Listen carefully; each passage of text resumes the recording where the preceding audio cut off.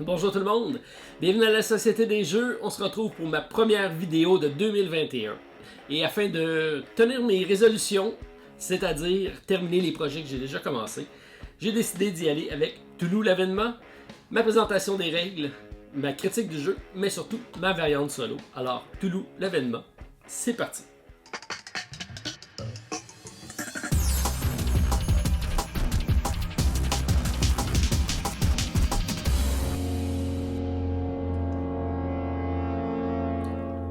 Bonjour tout le monde, bien content de vous retrouver pour ma présentation du jeu et surtout ma variante solo de Cthulhu l'avènement.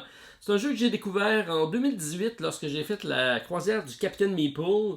C'est la compagnie Brajolon qui était présente pour la présentation de leur jeu et j'ai découvert et tombé sur le charme de celui-ci pour la beauté de ses illustrations. C'est bien sûr dans l'univers de H.P. Lovecraft.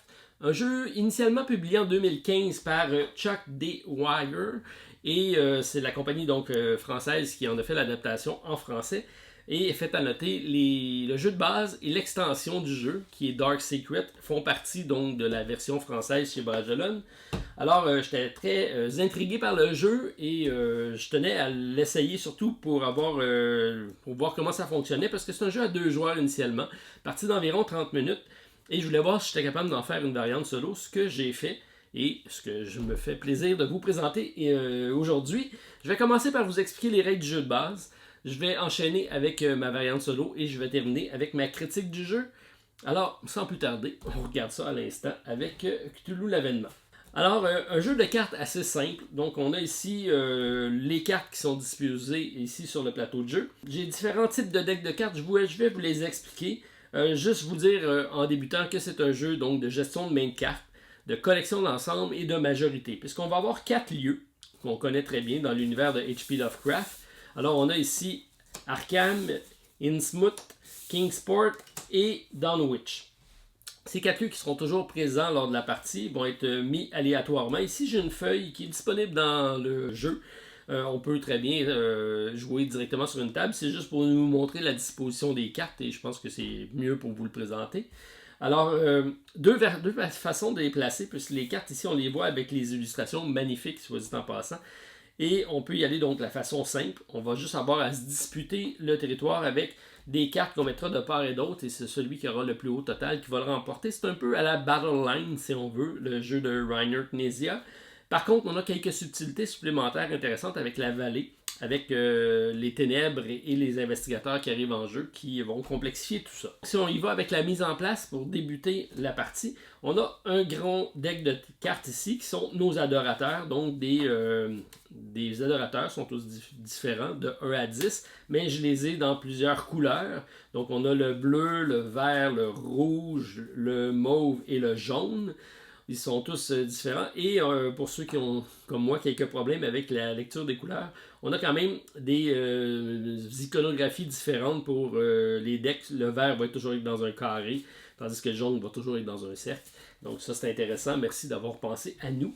Alors, on a un grand deck ici qu'on va tout simplement mélanger.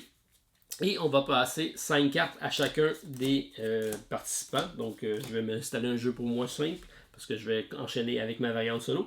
Donc, on a 5 cartes pour chacun des personnages. Et on va mettre une carte dans la vallée. La vallée qui est ici, qui sera un emplacement de défausse dans lequel on va pouvoir piocher, mais qui va également activer ici le chasseur de ténèbres, qui va quand même être très embêtant tout au long de la partie. Alors, on va avoir comme ça un deck de cartes qu'on va séparer 3 decks, 3 decks différents, mais 3 decks identiques en nombre de cartes pour faire notre mise en place. Donc, on a ici les investigateurs qui sont de l'extension Dark Secret, comme je vous ai dit. Donc, on va tout simplement les prendre. Ils vont embêter, nous ralentir un petit peu dans le cheminement, parce que lorsqu'ils vont arriver en jeu, ils vont tout simplement nous empêcher de travailler sur un secteur. Il va falloir s'en débarrasser. Il y a des conditions pour ça différentes d'un investigateur à l'autre. On va tout simplement les brasser et on va en mettre un dans chacun des decks. On va défausser le 4e qu'on n'utilisera pas pour la partie, donc on ne saura pas c'est quoi. Même chose pour les decks des grands anciens. Donc on a différents grands anciens. Évidemment, Cthulhu est présent. Ils sont tous différents, donc ils ont tous un pouvoir différent. On a ici Astur, Ithaka, Dagon, Ying, Azathoth.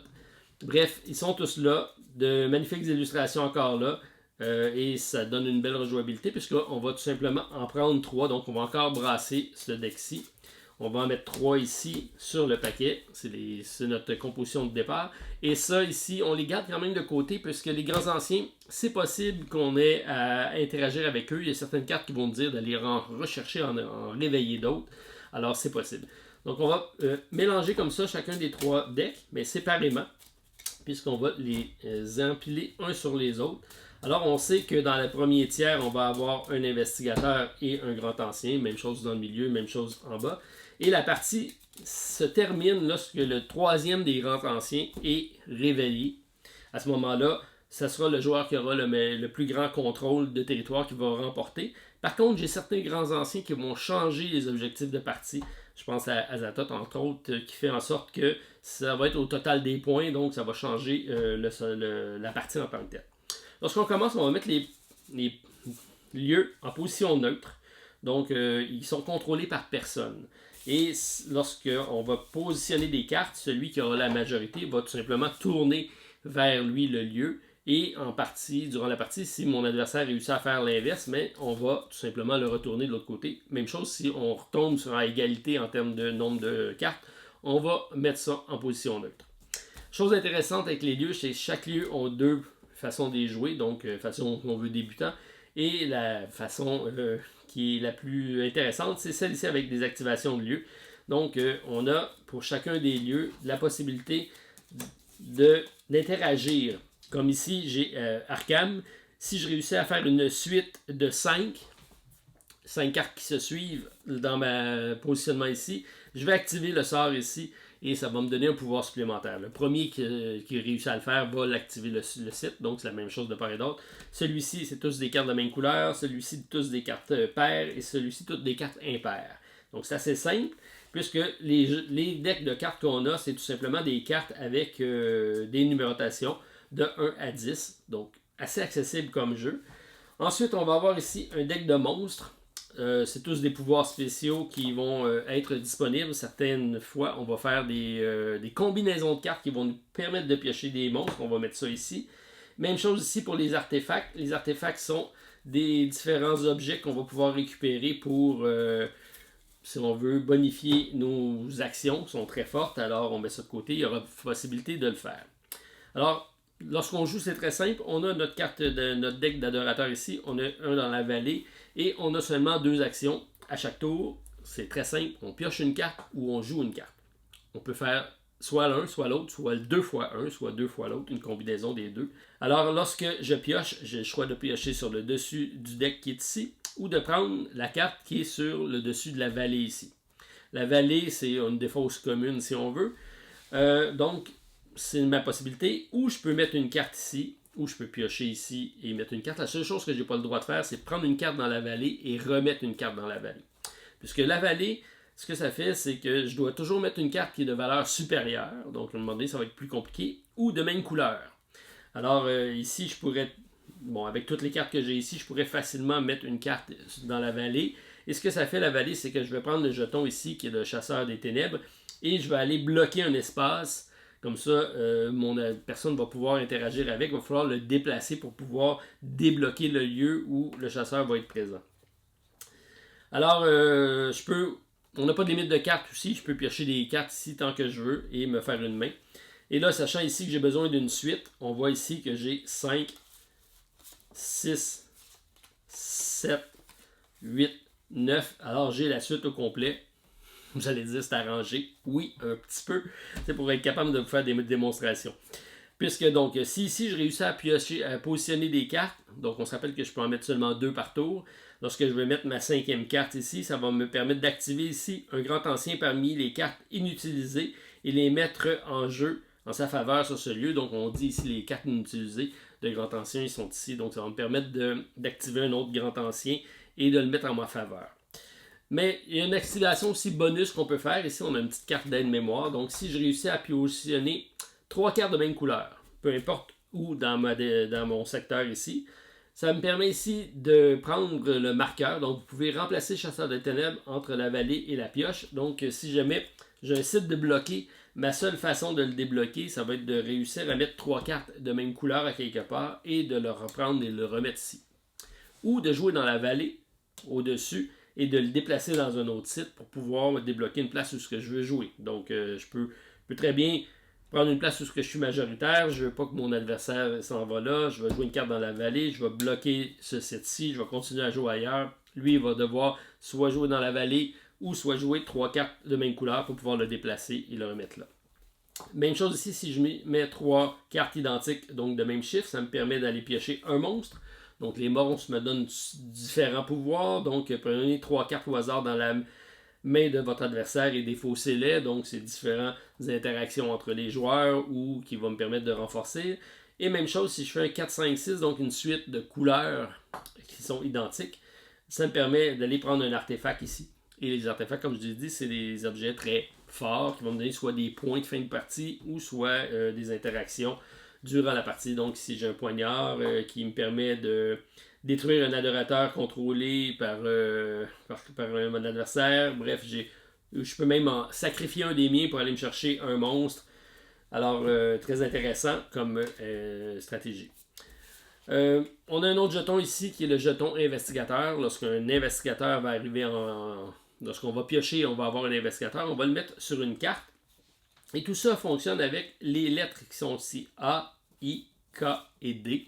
Donc chacun des grands anciens, lorsqu'on voit qu'un grand ancien qui arrive, donc Ithaka arrivera en jeu. Ici on voit que son priorité c'est D, donc il s'en va sur Dunwich. Si jamais j'ai un grand ancien, il va aller au deuxième, donc il va aller ici à Innsmouth. Et KA, donc c'est chacun des grands anciens ont des ordres de priorité comme ça, donc selon la disponibilité des lieux, il va y aller. Et on a un texte ici qui, ça me donne ici un artefact. Alors, c'est plusieurs interactions intéressantes à faire. Et même chose avec les investigateurs. On voit que les investigateurs ici, donc il s'en va sur le cas. Donc, lui, il va arriver sur le cas. Et ce que ça fait lorsqu'on arrive sur l'investigateur en jeu, on va mettre le jeton qui est ici pour dire que j'ai l'investigateur. Et tout le monde va devoir reprendre ses cartes en main. On va donc enlever les cartes qui sont ici. Et on peut seulement jouer maintenant sur cet emplacement-ci jusqu'à temps qu'on s'en débarrasse. Et ce que ça fait donc à lui, c'est il faut que j'atteigne 17 pour m'en débarrasser. Donc le total de mes cartes vont devoir être égal ou supérieur à 17. Si je réussis à avoir exactement le chiffre qui est ici, je vais activer le pouvoir qui est là. Donc celui qui va réussir à le faire en égalant le pouvoir, il va détruire la carte jouée par son adversaire. Donc ça va me permettre d'enlever une carte de mon adversaire. Donc encore là, des interactions qui vont permettre donc de dynamiser le jeu un petit peu. Donc on va tout simplement en cours de partie, donc j'ai une suite ici que je suis capable de faire, donc 5-6, j'ai joué, c'est à mon adversaire, il va jouer. À mon tour, je peux décider de piocher une carte, je pourrais décider de continuer ma suite, donc c'est toujours soit je pioche, soit je joue. Si j'ai des cartes qui sont supérieures, donc je peux aller jouer ici, dans ma défausse, ça permet donc d'aller positionner mon chasseur de ténèbres pour bloquer un site. Mon adversaire ne pourra pas jouer là. Et plus tard, dans un round successant, je peux aller reprendre une carte parce que je n'ai besoin pour aller compléter soit ma couleur, ici ça me prend des couleurs, des paires, des impairs, ici des suites. Donc, assez simple comme jeu, thématique, rapide, 30 minutes, alors tout est dit. Alors, belle variante, si on veut, d'un Battle Line avec une thématique de Lovecraft. Je vais garder ça le reste pour ma critique. Alors, si je vais avec ma variante solo, je sais que vous êtes nombreux à me l'avoir demandé. J'ai reçu beaucoup de courriels à ce sujet-ci. Alors, on y va avec la mise en place. Donc, je vais commencer par prendre mon deck d'adorateurs. Je vais tout simplement brasser ça, me prendre mes 5 cartes de départ. Je vais mettre une carte dans la vallée. Et ensuite, je vais faire ma composition de mon deck, selon mon degré de difficulté que je veux. Donc, j'ai ici mes 4 investigateurs. Je vais choisir le mode facile, j'en prends 2. Mode normal, j'en prends 3. Ou mode difficile, je prends les 4. Alors, je vais tout simplement les mélanger et m'en prendre selon mon degré de difficulté. Donc, si je vais en mode facile, j'en prends 2. Je mets les 2 autres de côté. Je divise mon deck d'adorateurs en 2. Et je mets un investigateur dans chacun des decks. Même chose, je vais les brasser individuellement. Je vais mettre celui-ci en dessous. Je fais la même chose avec celui du dessus. Vous avez remarqué que je ne mets pas de grands anciens dans le deck d'adorateurs. Je vais plutôt prendre mes decks mon deck de grands anciens. Je vais les brasser ici. Et je vais les mettre sous mes sites. Donc, c'est lorsque je vais débloquer mes sites que les grands anciens vont arriver. Donc, ce qui fait que j'en ai 4 puisque j'ai 4 sites. Alors, je vous propose d'y aller dans ma configuration. Vous pouvez y aller dans une autre configuration si vous voulez par après, mais celle-ci fait plus de sens au niveau de la mise en place du jeu.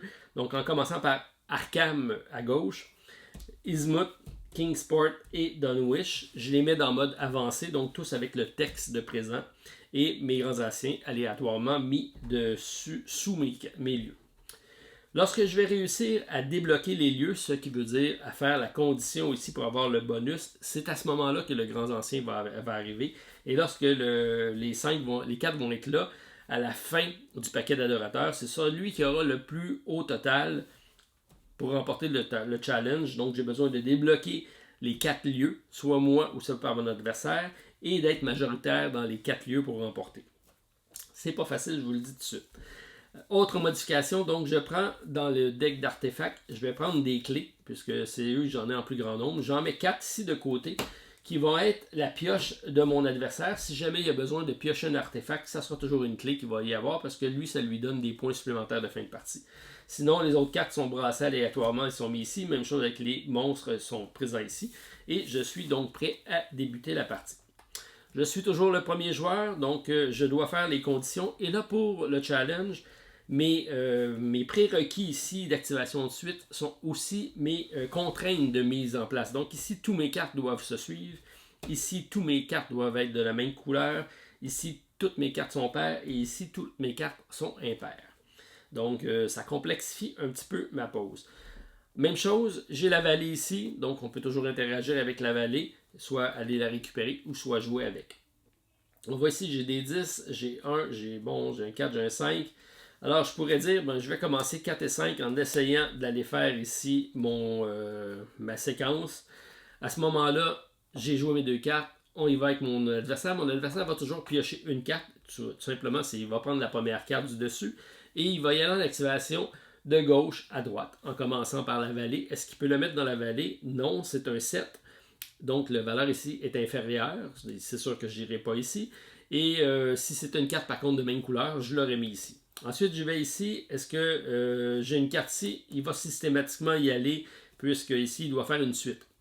Donc, la première carte que je vais mettre, c'est ici. Et toutes les cartes qui vont être supérieures ou inférieures, dans le cas de mon adversaire. Donc, il peut faire ma séquence autant en montant qu'en descendant, pourvu qu'il y ait une suite de 5 cartes. Donc, je commence avec un 3. Donc, au prochain tour, si j'ai un 4, je vais la mettre ici. Si j'ai un 2, je vais la mettre ici. Sinon, je vais aller à l'autre colonne. Je vais arriver ici, je vais mettre une carte d'une couleur, ce qui va être sa contrainte de couleur pour le reste de la partie. Et on va continuer ici en paire et en impair. Donc, c'est tout simple. On prend une carte et on s'en va de gauche à droite. Ensuite, c'est à mon tour. Donc, on voit que je ne peux pas continuer ici. Je vais aller me piocher une carte. J'ai un 4. Donc, je pourrais dire que je vais commencer ma couleur en rouge. On continue avec mon adversaire, donc il va piocher une carte. Un 3, même chose, il ne peut pas y aller. 3 ici, c'est la même, il ne peut pas y aller. Donc, il va commencer ici et sa couleur, à lui, sera le vert. Donc, il va collectionner du vert. Continue de mon côté. Donc, c'est assez simple. On va tout simplement y aller comme ça tout au long de la partie. Je fais mes 2 tours, il en fait un, jusqu'à temps qu'il n'y ait plus de cartes dans le deck. Et lorsque la partie sera terminée, donc lorsqu'il n'y aura plus de cartes, il faut impérativement que tous les suites soient dévoilés. Lorsqu'on va réussir à faire une séquence, le premier qui l'aura va avoir le bonus ici.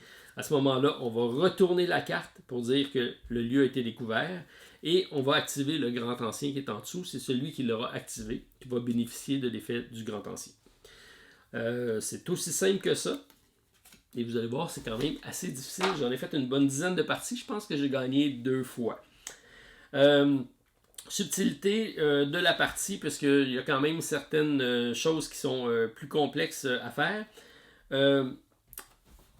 Lorsqu'on tombe en mode facile, je fais pas de contrainte. Dès qu'on tombe en mode normal ou difficile, j'ai un maximum de cartes que je vais prendre en main. Donc, je peux pas. Là, on part avec 5 et je peux pas en avoir plus que le double, donc 10. Je peux monter en haut de 10, mais à la fin de mon tour, il faut toujours que j'ai un maximum de 10 cartes dans mes mains.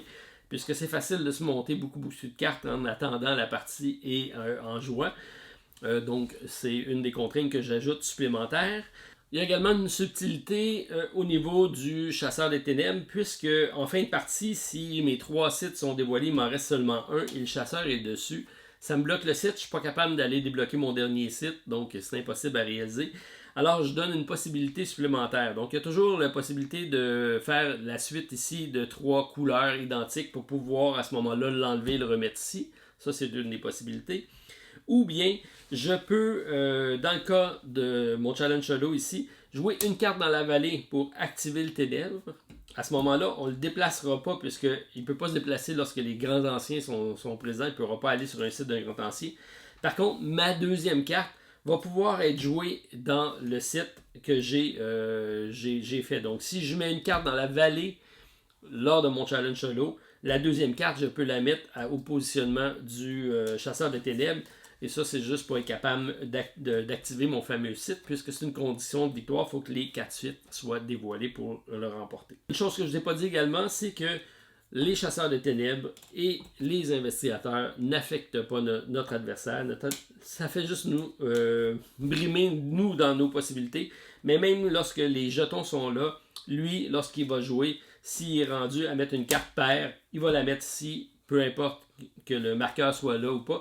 Les investigateurs et les chasseurs de ténèbres sont seulement là pour nous nuire à nous, notre adversaire. Il n'y a pas de problème avec ça. Par contre, on a quelque chose de bien, c'est que les bonus qui sont ici, donc soit 3 couleurs, 3 chiffres identiques ou une suite, c'est des bonus que nous on fait. Notre adversaire, lui, n'a pas à se soucier de ça. Donc, on n'a pas à calculer ce nombre de points ou à regarder s'il y a des suites. Ça ne l'affectera pas, ça nous affecte seulement nous. Alors, c'est très simple. Je vais vous inviter à aller voir une prochaine vidéo. Je vais faire une partie complète. Vous allez peut-être avoir une meilleure idée de comment ça se déroule.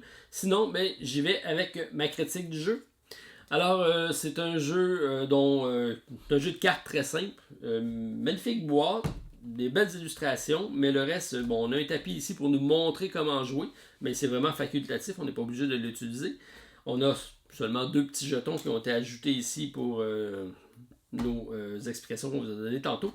Donc, c'est très simple, le matériel. C'est des cartes de bonne qualité. Par contre, ça a peut-être besoin d'être sleevé. On n'a rien à dire au niveau du matériel, c'est très bien. Au niveau des règles, ce que je trouve intéressant, c'est qu'on parle ici de H.P. Lovecraft. Donc, on a ici l'appel de Cthulhu et on a le récit qui est présent dans la page 5 à la page 27. Alors, on a ici, donc, petit préambule avec qui est H.P. Lovecraft et on a ici la nouvelle en tant que telle. Donc, on peut l'avoir en livre d'histoire, se mettre dans le mood et dans la thématique, avoir l'esprit de H.P. Lovecraft. Alors ça, c'est intéressant. Donc jusqu'à la page 38, c'est tous des nouvelles de Lovecraft. Ensuite, on y va avec les règlements en page 39.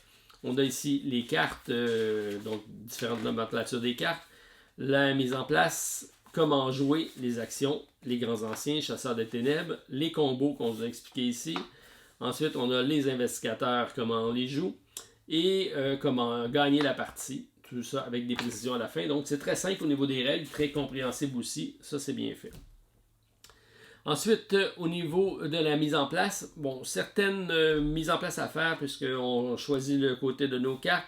On a à composer notre deck avec le nombre d'investigateurs, le nombre de grands anciens. Donc, on a un petit peu d'ajustement à faire à ça. Séparer nos decks d'artefacts et nos decks de monstres.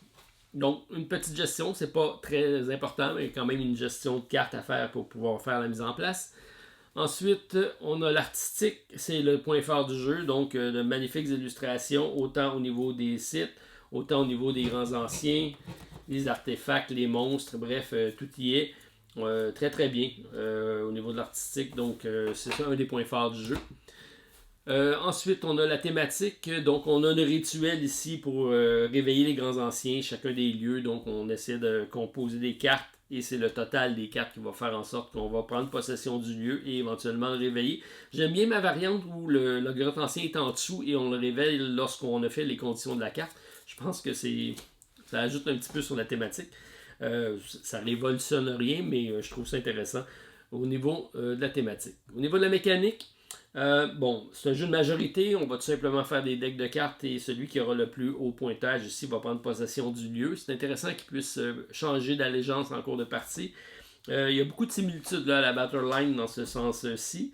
Par contre, la vallée vient complexifier pas mal ça et le déplacement de ce fameux jeton-là qui est le chasseur de monstres qui va vraiment être votre bête noire tout au long de la partie parce que ça bloque des sites et ça c'est vraiment fatigant.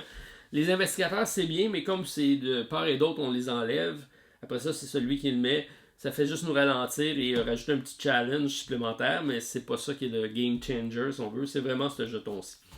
Donc pour la vallée c'est intéressant. Les bonus de cartes aussi, ça ajoute donc la façon de positionner nos cartes.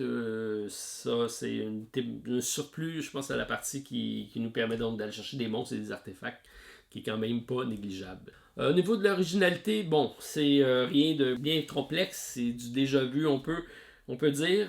Par contre, c'est le fun d'avoir un petit filler qui sort facilement. Très facile à comprendre, c'est des cartes de 1 à 10 et c'est un jeu de majorité, donc c'est facile à mettre sur une table et à montrer entre deux gros jeux ou pour débuter une partie, une soirée jeu. Assez intéressant, c'est un 2 joueurs, mais la variante solo, je pense que ça va être bénéfique pour tous ceux qui ont le jeu, qui adorent l'artistique mais qui n'ont pas eu la chance de l'essayer souvent, donc ça vous permettra de l'essayer et c'est un challenge qui est quand même assez difficile. Ensuite, au niveau du déroulement, c'est un jeu rapide, une trentaine de minutes. Donc 2 actions, on pioche, on joue ou on fait une combinaison des deux. Ce qui fait que c'est quand même quelque chose de rapide. 30 minutes, ça se joue à l'intérieur de ça. Le challenge aussi, c'est une trentaine de minutes. Donc ça, c'est bien. Rejouabilité, c'est un jeu qui n'a pas besoin d'extension pour avoir une grande rejouabilité. C'est très simple. C'est comme un jeu de cartes. Mais on sait qu'une patience aux cartes, ça a beau être très simple. On la recommence tout le temps jusqu'à temps qu'on la réussisse. C'est ce style de jeu-là. On va jouer et on aura le goût d'en faire une partie de temps en temps pour pouvoir essayer de se challenger un l'autre. C'est rare qu'on va en faire juste une. On va quelquefois en enchaîner 2-3 de suite. Donc, belle rejouabilité malgré tout selon des composantes normales de cartes de 1 à 10 avec des couleurs différentes. Alors ça c'est bien. Iconographie, bon, les cartes d'adorateurs, c'est juste des icônes avec des chiffres, c'est simple. Par contre, les lieux, les artefacts, les monstres, ils ont tous du texte, ainsi que les grands anciens. Alors, c'est quand même bien d'avoir la version française. Alors, merci Brajolan de nous avoir proposé cette version française-ci. Je pense que c'est un plus. Au niveau du pointage, bon, c'est un jeu où on gagne ou on perd. Il n'y a pas vraiment de pointage, sauf si un des grands anciens sort. Est-ce que je l'ai ici? Non, je ne l'ai pas, donc il est déjà dans mon setting de jeu. Donc, il y a un des grands anciens qui me permet de jouer au pointage, donc c'est au total des points. Il y en a qui vont changer comme ça les objectifs, mais sinon, c'est une victoire ou une défaite. C'est très simple au niveau du pointage. Au niveau du plaisir de jouer, c'est un jeu qui est très agréable. C'est un filler qu'on va mettre sur une table, qu'on va jouer. Et comme je vous dis, on va avoir plaisir à se challenger l'autre. Puis même en solo, c'est assez challengeant pour dire c'est un jeu qu'on va réessayer jusqu'à temps qu'on va le réussir. Et c'est surtout un très beau jeu qui est très agréable à mettre sur une table. Alors pour ça, je tenais à le présenter et surtout à en faire une variante solo. Alors, ça lui fait quand même une note, très bonne note pour un filler de 72%. Donc, si vous aimez la thématique de Lovecraft, je pense que ça peut être un plus à votre collection. Alors, c'était ma présentation de l'avènement de Cthulhu. J'espère que vous avez apprécié. Pouce en l'air si vous avez aimé. Commentaire à la vidéo, je vous réponds dans les meilleurs délais. Et si vous voulez voir le déroulement d'une partie, je vous invite à aller voir l'autre vidéo qui vous permettra d'aller visionner une partie complète et peut-être répondre à certaines de vos questions. Alors, merci tout le monde. On repart l'année en beauté avec de nouveaux challenges solo et de nouvelles présentations. Bye tout le monde. À la prochaine.